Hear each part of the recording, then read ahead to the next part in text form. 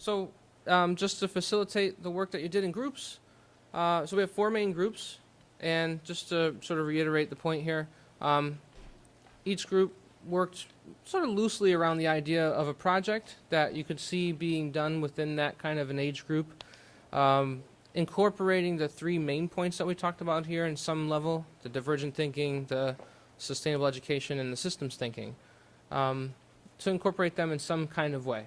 And of course, that's going to be different by age group and topic and so forth, right? So what we can do is just go group by group, and just have sort of a feedback coming from the audience, feedback coming from us, something that's just more conversational. Okay? What we were discussing, and I was just kind of typing as everybody was shooting things out, was a 2nd to 4th grade unit on food as the basis.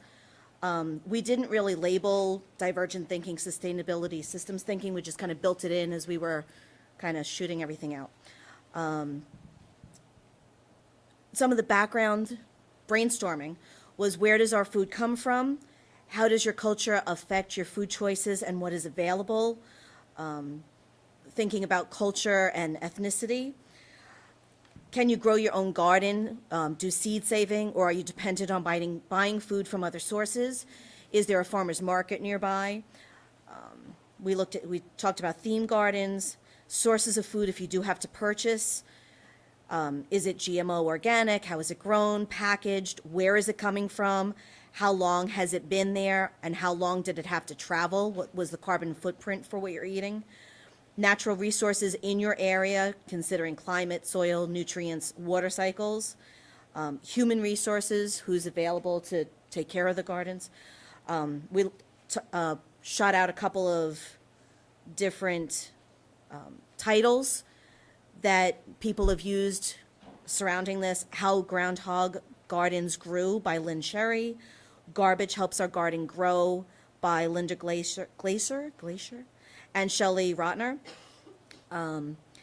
Names of food, exposure to non-familiar foods, things like pickles are really cucumbers. Chicken nuggets actually come from a chicken. Or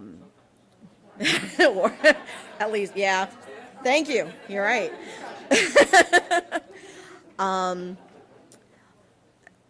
Other sources of protein like edible insects.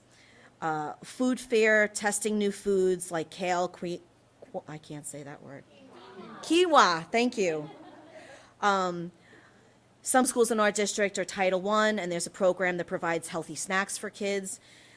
Some of it they eat, some of it they don't because it's unfamiliar. Composting, eliminating waste, pointing out that nature doesn't waste anything. Okay, and then we went into how do we take all of that and put it into a unit? So we came up with an essential question topic. What are the ways that we can create food using the resources available to us? And that's what we would pose to our kids. Ask where their food comes from.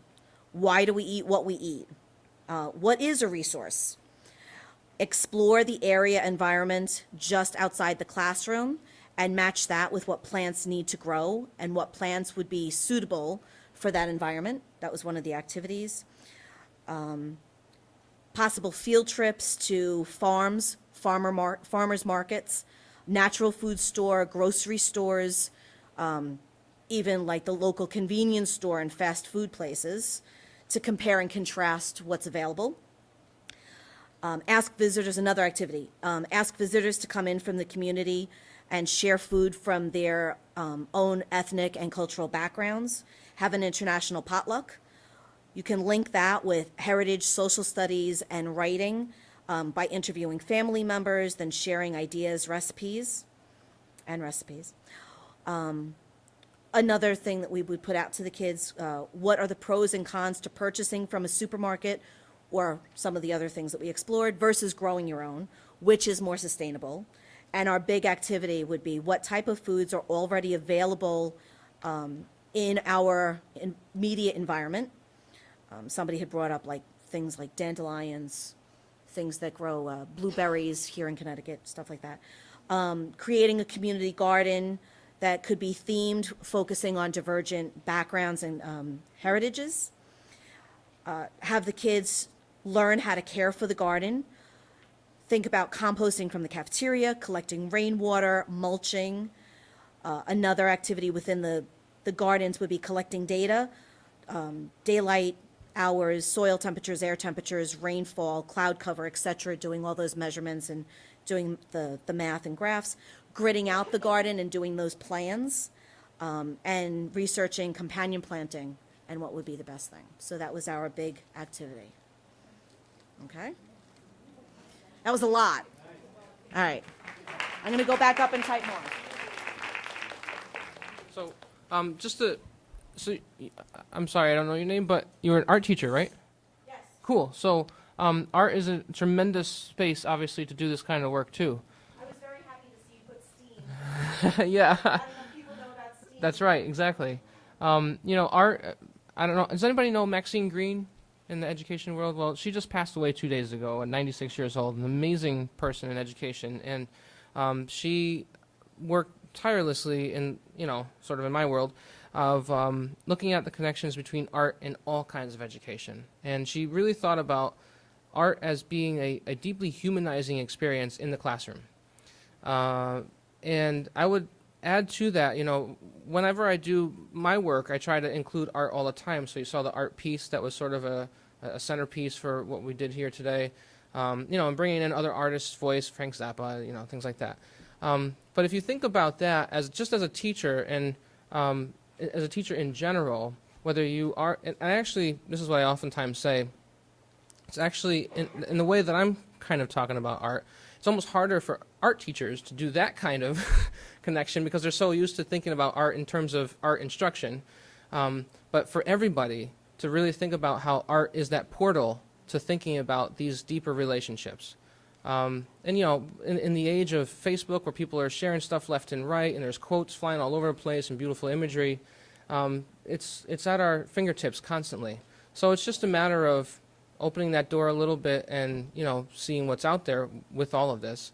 But for kids and students and learners and et cetera, there's so much that happens when art is used as a space for thinking because the artist, him or herself, have already done a lot of that thinking. And then they're showing you what their thoughts are and through various media, and then we get to respond to that. So using sort of an aesthetic pedagogy, if you will, as a way of teaching is very powerful. And in doing this work, the aesthetics are extremely powerful. We're talking about a new landscape, a new reality, a new way of thinking, a new way of living. And artists have done a lot of that work already through their media.